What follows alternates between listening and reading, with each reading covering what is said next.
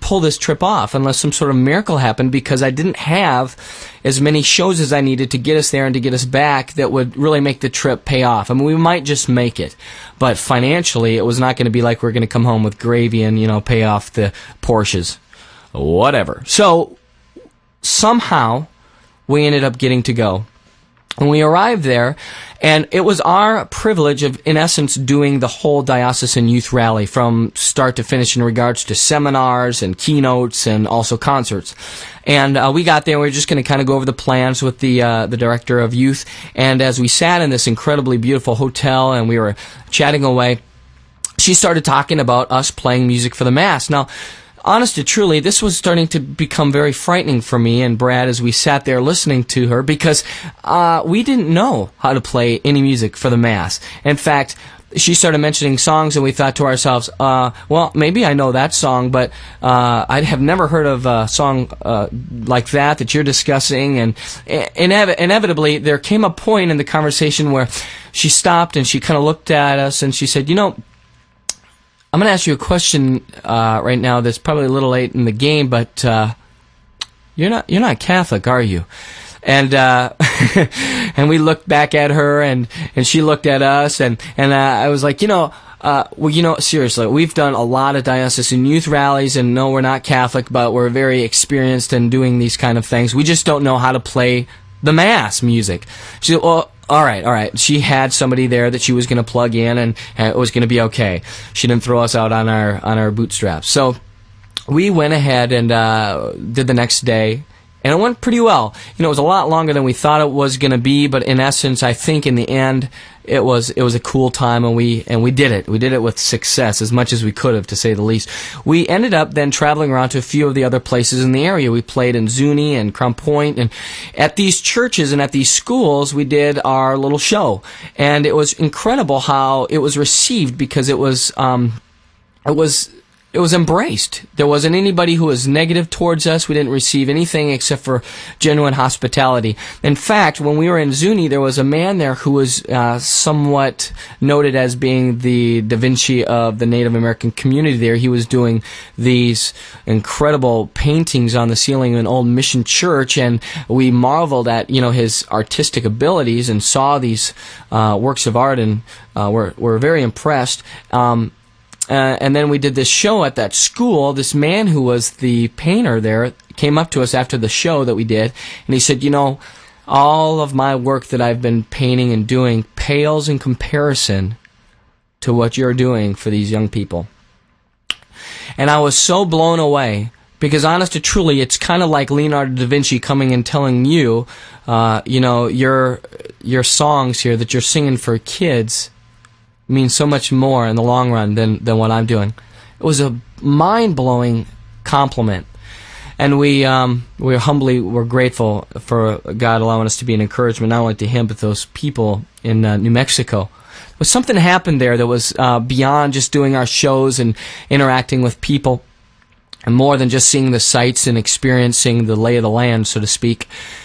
We ended up staying at a lady's house who had converted to Catholicism. Now, her name, I really don't recall, but I remember her vividly because she was so excited and on fire for her faith that it was contagious.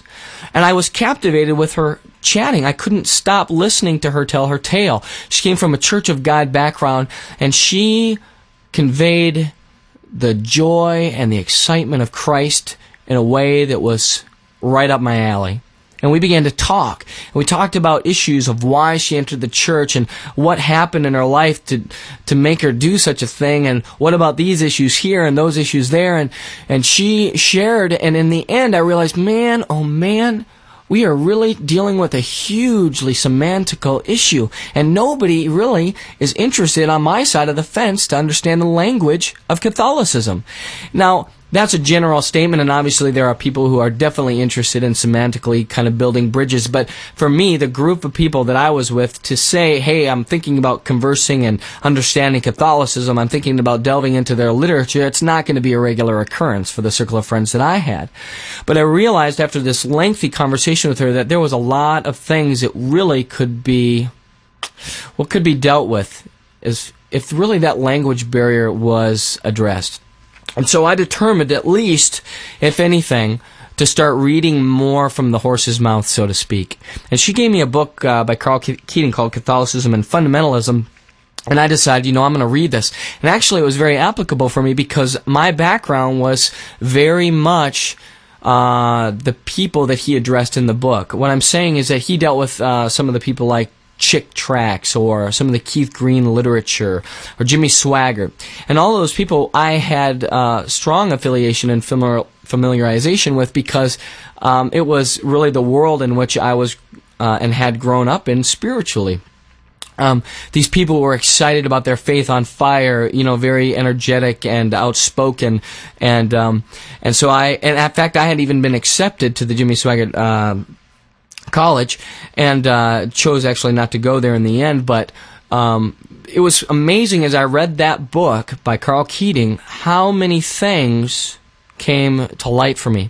Now I can even now look at some of the passages in the book, and I wrote all these little notes in there and underlined portions here and there, such as like good point, or I don't agree here, or this isn't very well thought out right now, and blah blah blah.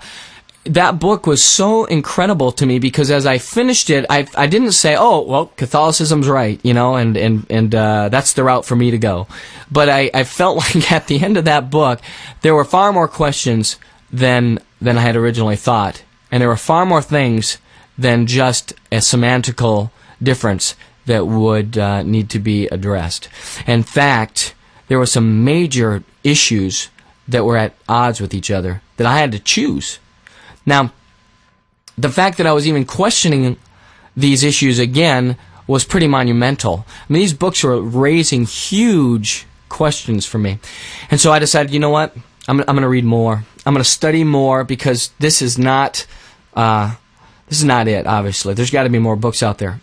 Well, I ended up kind of grabbing hold of a truckload of literature. And of course, the whole time I'm studying the scriptures, we're doing concerts, I'm interacting with Catholics, whether they're laity or priests or, the religious.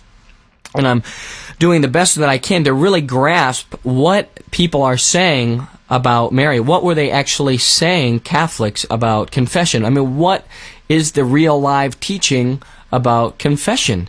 And it's funny because a lot of the people that we spoke with, they had so many varying answers, it was kind of scary, and I thought to myself, well, this is ridiculously too much like Protestantism. Honestly, if everybody can have their own opinion, then really what's the point?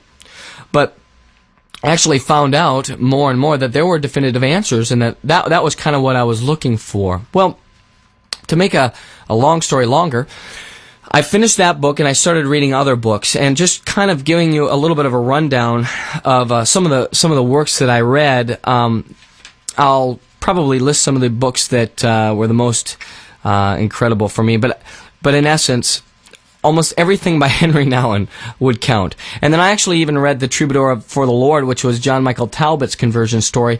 And that was pretty interesting to me as well, because that was a story that I could relate with. A musician, full-time, given his life completely to ministering through the medium of music, and yet he encounters Christ in Catholicism. And that story was resonating in my heart, and I felt such a kinship with what was going on in his life and what was going on with mine. I read On Being Catholic by Thomas Howard, and that was unbelievable. I can't even begin to express how intense that was. That was monumental in clearing up a lot of issues for me. But obviously, time won't permit to go into all the details of that book. I read a couple books by a guy who actually isn't Catholic, but his books were so challenging to me because he brought up probably the biggest issue for me, and that was the dysfunctional reality of the denominational crisis within Protestantism. And specifically, I think at the time he wrote the book, he had an estimate of around 22,000 denominations in Protestant churches. I actually have a quote I wanted to read here, and I'm going to go ahead and just tell you the name of the book and the page number, so if you wanted to check that out in the future. The book's called Will the Real Heretics Please Stand Up? David Berceau, and it's on Scroll Publishing. It's on